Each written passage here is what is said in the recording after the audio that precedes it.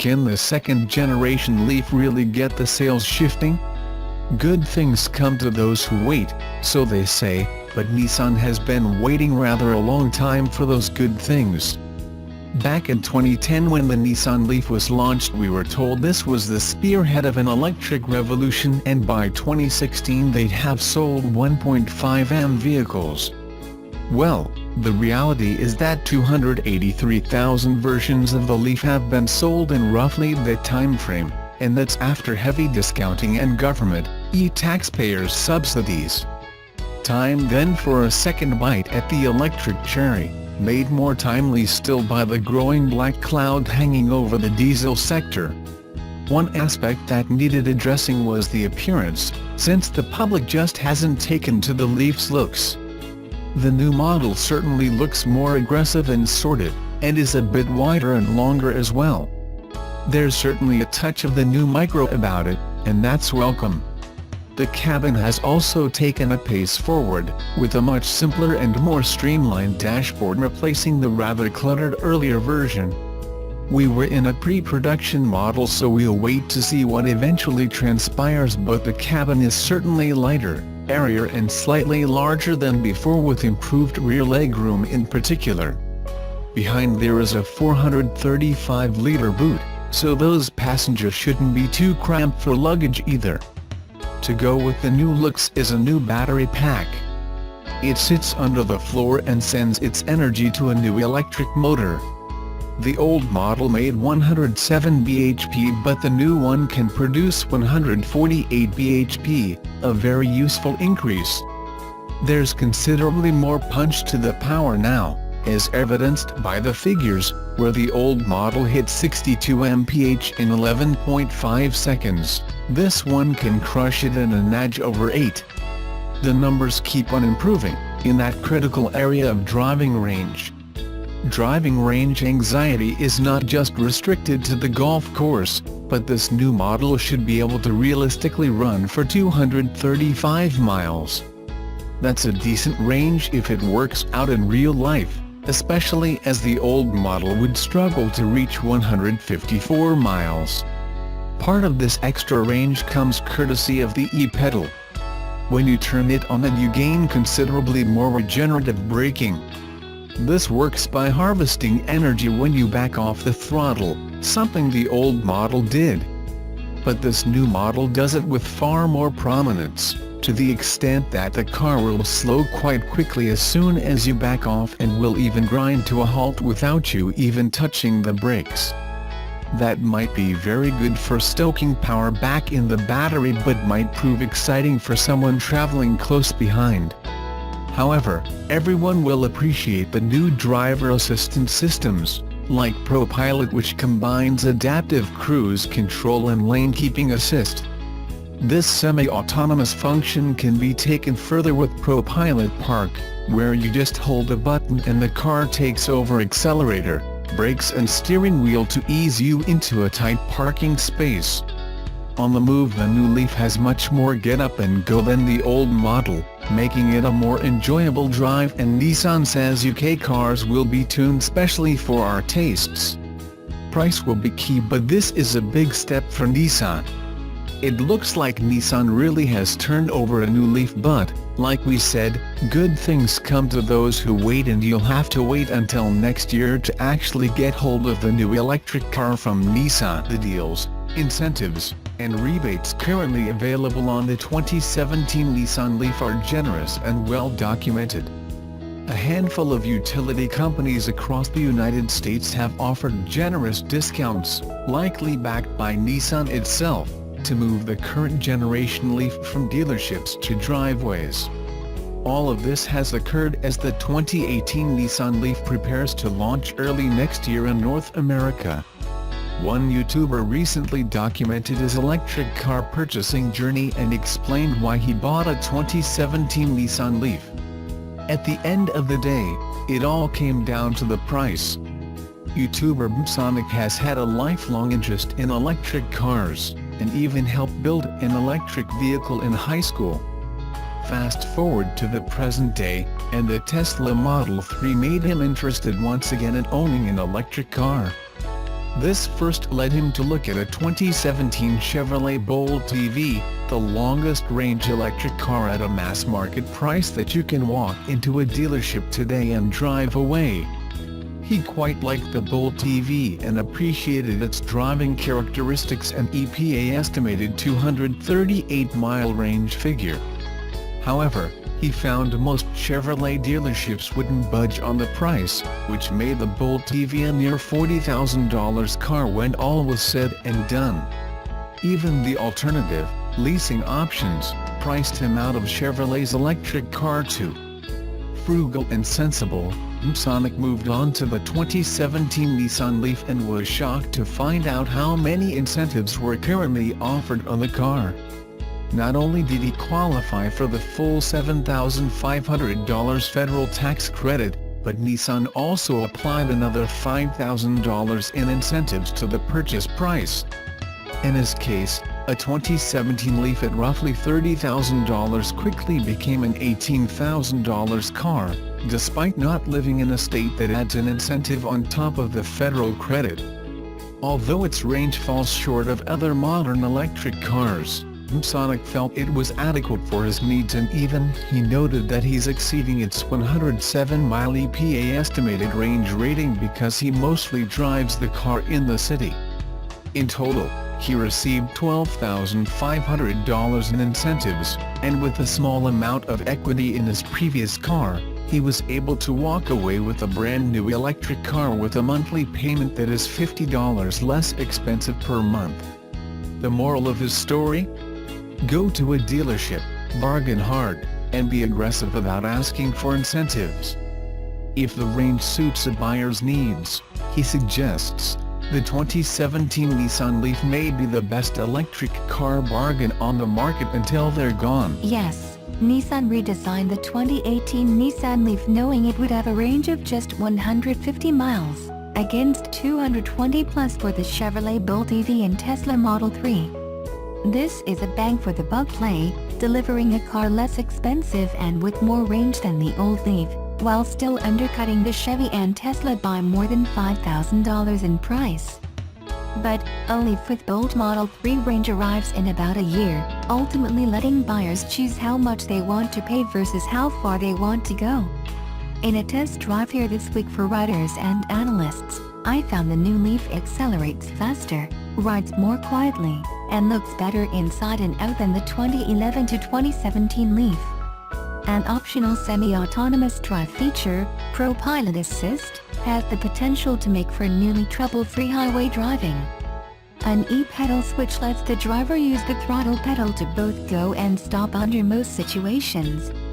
The entry Leaf S starts at $31,875 with shipping, $690 less than the outgoing Leaf. Step in the new Leaf and the interior looks more upscale. You could easily be in a high-end Nissan Sentra or Versa. The instrument panel is a combination of a 7-inch LCD and a mechanical speedometer. A second LCD sits near the top of the center stack. There's decent legroom in back, although the seat cushion sits low. Press the starter button low on the center stack next to the single USB jack, then push the mushroom-looking console shifter left and down to engage drive. The car sets off with reasonably good acceleration, since the electric motor is now rated at 110 kilowatts, 147 horsepower, and 236 pound-feet of torque, 38% more than 80 kW, 107 horsepower, and 187 pounds-ft of the first-gen Leaf that weighs about 100 pounds less. Estimates have the Leaf's 0 to 60 mph time at around 8 seconds, versus 10 seconds for the original Leaf.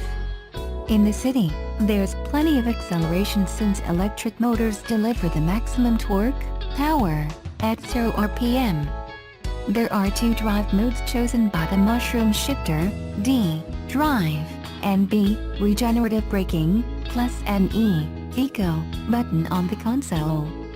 Acceleration and throttle mapping is the same for D and B, while Eco provides gentler throttle response.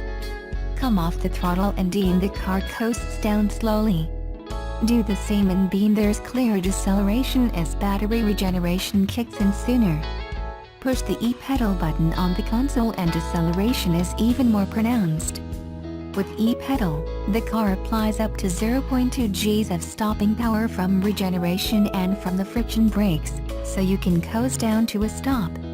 Within the first day of driving, you should be able to estimate when you need to come off the throttle to coast your way to a stop at the sign or traffic signal. If you find you're slowing too rapidly, you can get back on the throttle to resume coasting or apply more energy to the motor. What initially might seem like a silly party trick feature actually works well on the road. There is a brake pedal for harder stops. E-pedal differs from other coast down to stop systems in that e-pedal also applies the regular friction brakes. Getting on the interstates at the western edge of Las Vegas, I pressed the blue Pro Pilot Assist button. It engages lane departure warning and full range adaptive cruise control for a semi-autonomous form of highway driving that keeps you positioned in the center of your current lane and paces the car ahead. You can engage Pro Pilot Assist at any speed above 20 mph, then it works at 0 to 90 mph. This is level 2 of the SAE 0 to 5 levels of autonomy, multiple systems working together to assist the driver. It wants to feel your hands on the wheel, micro movements are enough, and it will drive you as long there's energy in the batteries. How did it work? There was some trial and error at first. On these Nevada interstates, the road edge markers are solid lanes and the lane dividers are multiple raised dots. My Leaf initially favored the solid line and tried to take that line onto the exit ramp before I applied a little pressure to keep it straight on the highway. A couple times after that, it appeared to wander and I corrected before waiting to see if it would cross a lane boundary. Shifting to the middle lane with dots on both sides, PPA was better at keeping the car centered. Later, it was fine driving on an outside lane, lane dots one side, continuous lane paint the other side. There was no divided highway curb that was too sharp for the car to handle on its own. Over time, I grew more comfortable, but not enough to feel fully at home and free to try something stupid, such as write a text while driving. Note that this was one of the rare cloudy days in Las Vegas and the pavement markings were worn and due for a new coat of paint. But that describes a lot of roads in the US. I'm looking forward to spending a full day, or 150 miles worth of a day, getting more familiar with Pro Pilot Assist. The idea of a single button enabling the features needed for Level 2 autonomy is intriguing. Given that Nissan is working with a single radar and a single camera, it suggests Nissan put a lot of work into the software.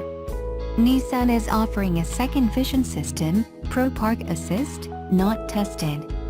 It helps with all manner of parking. Others who tested the Leaf's parking earlier in the year said parts worked adequately and parts took a long time to position the car before making the final maneuvers. The 2018 Nissan Leaf comes in 3 grades, or trim levels. All are front drive, 4-door hatchbacks. And all have the same 40 kWh battery, up from 30 kWh on the 2017 Leaf that was good for 107 miles. Charging time is 8 hours with a 6 kW charger and 16 hours with a 3 kW charger, and an 80% fast charge takes 40 minutes. Weight is 3,433 pounds to 3,508 pounds. Leaf S, $31,875, with shipping. In addition to being $690 or $2% cheaper than the old Model S, Nissan cites an additional $4,500 in value with a 40% range increase, 37% more horsepower, standard automatic emergency braking, the 7-inch meter, instrument panel LCD, plus analog speedometer, and auto on-off headlamps. Pro Pilot Assist is not offered on the Leaf S. Leaf SV, $33,375.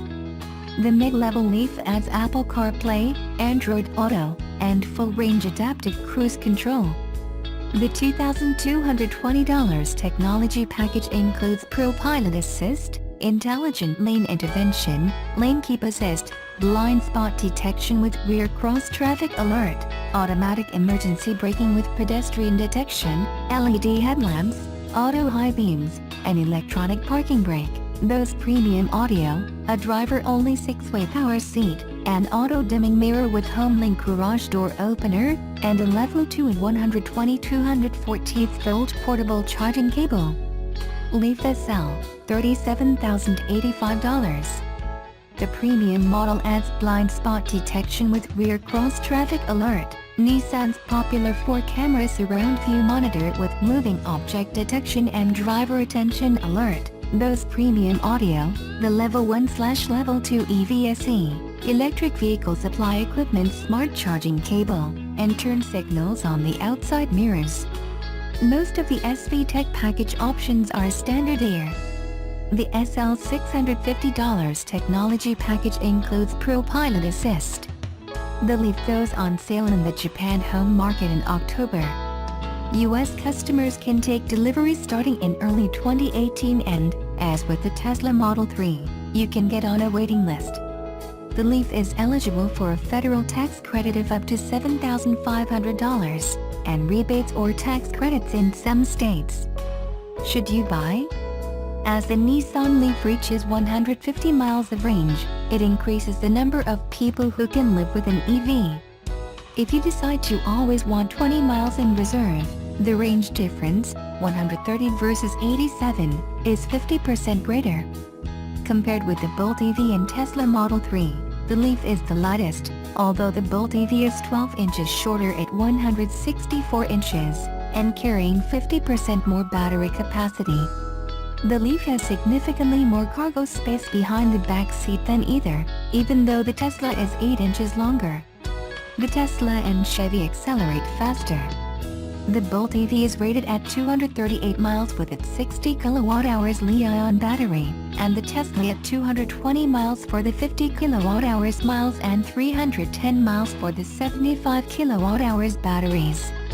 Things will get better in about a year, when Nissan can offer a 60 kWh battery pack on the 2019 Leaf. Here's why Nissan doesn't have it now. The 2018 Leaf looks all new because of the body redesign. But the underpinnings are based on the earlier Leaf.